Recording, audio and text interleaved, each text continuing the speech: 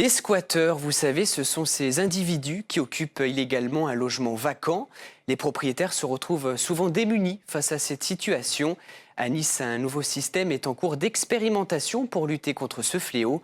Le principe est simple, on enfume les lieux occupés. Comment cela fonctionne? Caroline Rohr. Si une personne force la porte de cet appartement pour tenter de s'y introduire, une alarme se déclenche. Vous êtes sur un site protégé, identifiez-vous. Sans le mot de passe, la caméra de surveillance permet de confirmer la présence d'un intrus. C'est une preuve visuelle qu'il y a bien quelqu'un qui est rentré à l'intérieur du domicile. Cette levée de doute va servir aux télésurveilleurs pour envoyer les forces de police nationale gendarmerie les plus proches du logement en un temps record. Au bout de 30 secondes,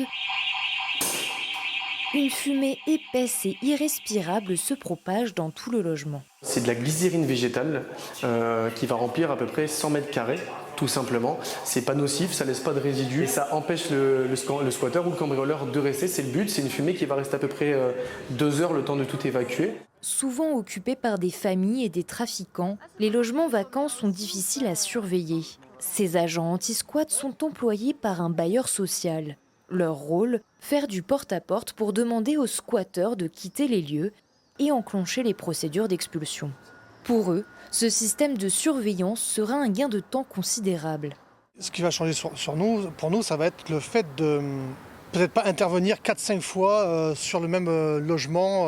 Quand on va récupérer l'appartement, on le fait sécuriser. Ce dispositif-là peut peut-être empêcher le fait que notre équipe soit accaparée encore une fois sur le même appartement alors qu'on pourrait faire d'autres choses ailleurs.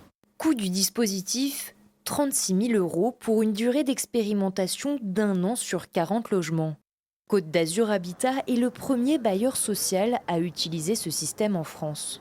Je souhaite aussi qu'on prévienne et qu'on évite ces squats parce que très souvent quand on squatte un logement derrière, il faut le réhabiliter totalement tant il est dégradé. Une méthode dissuasive à l'origine utilisée contre les cambriolages.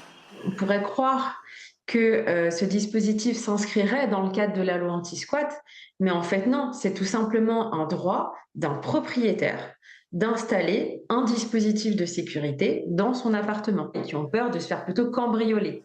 Donc là, c'est plutôt un détournement, peut-être une extension de l'usage de ce dispositif-là.